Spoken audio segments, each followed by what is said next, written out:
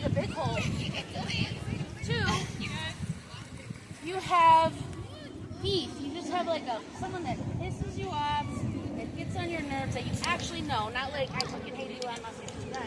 But oh, my sister fucking sucks because ABC. Willing to share that, and also willing to discuss something that might be really sad. So does anybody fit that very specific criteria? I saw your hand first. Over, my associate, Mary. You want the big one or a little one? Oh, let's do the big one. Okay, I'm gonna consider this the hatchet, and I'll use this one. We're gonna dig a big old hole. Just in the middle here. You know, last year at the beach salon was the first time that I showed the very teeny tiny progress of my piece called An Ode to Auntie Cindy. Woo! Woo! Yes. My aunt was awesome. I love her deeply and greatly.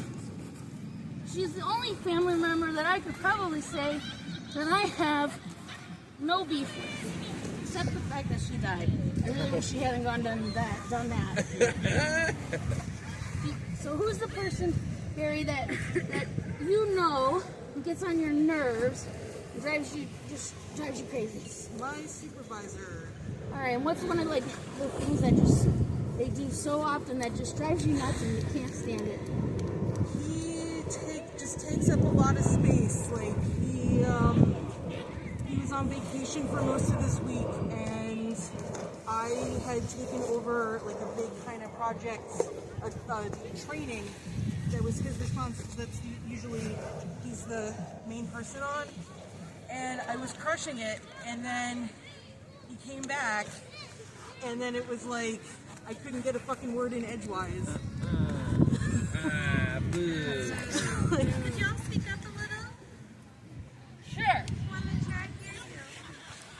Okay, so one of the things about pet peeves and resentments that I like to say is that resentments are expectations under construction. So when I'm pissed off at someone, it's generally because I think they should act a certain way or say a certain thing or be a certain way, and they're not. And how dare they not live up to my expectations? And so I often find that that person is not really the person who is making me mad. I'm the person who's making me mad because I'm reliving the fact that they are not the way that I believe they should be. The person that really ticked me off in my life was Auntie Cindy's brother, Kelly. My Uncle Kelly was only 13 years old when I was born, so he was an adolescent. He was young when I was a kid, and he was a bully. He was very mean to me, and most would say these days that he was abusive.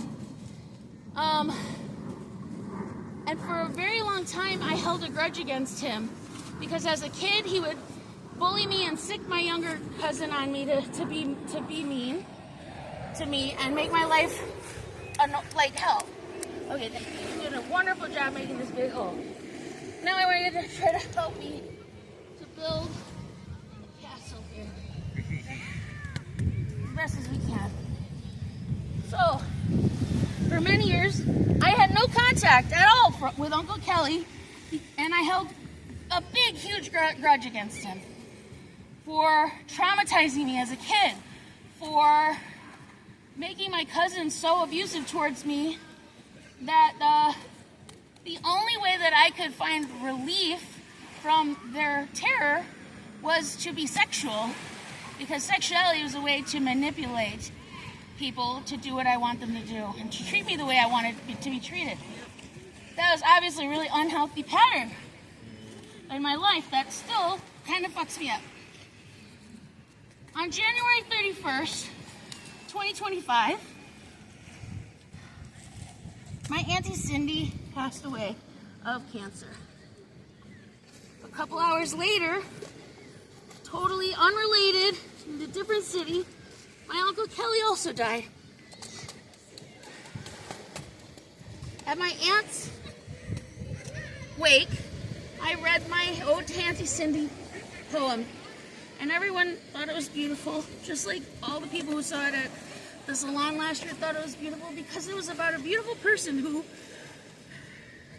showed up the way that I thought a family member should show up, with love and kindness and enthusiasm and encouragement to be creative. And when my family heard me give that eulogy for my Auntie Cindy, they asked me to, 3 days later, give the eulogy for my Uncle Kelly as well. So if your boss died today, Barry, Nice. and they were like, oh my God, what's his name? John. Oh my God, John died. And we are so ill prepared for his death. We're so distraught. And Barry, you know, you are an eloquent person, or, you know, you knew Barry the best out of all of us here at the office. Would you please give a eulogy for Barry? What would you say about John? John was very enthusiastic about the mission of our program. And he is survived by his wife and children and the dogs.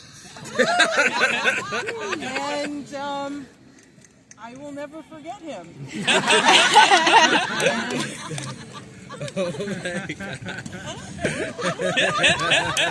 Awesome. Thank you for sharing that.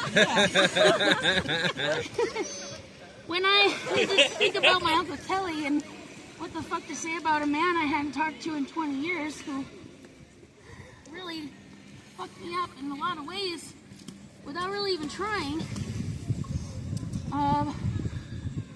I didn't want to say no, because even for people who bother me, their lives as humans are valuable. And my beef, whether valid or not, sort of died with him. And instead of making myself upset over and over again by reliving the expectations I had for what he should have said and what he should have done and how my life should have gone, I asked his children, what do they remember about his dad? And I do remember some of the things about him that I can remember as human. And he was really good with his hands, and he was very intelligent, even though he was ignorant.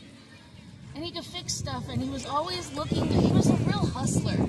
He was always able to like make money, even if it was in the nefarious ways.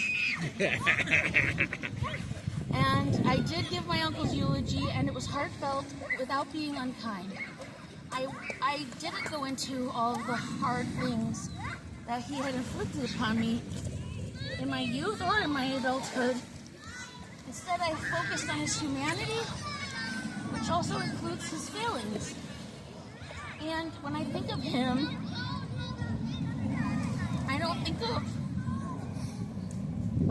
anymore of what he did to me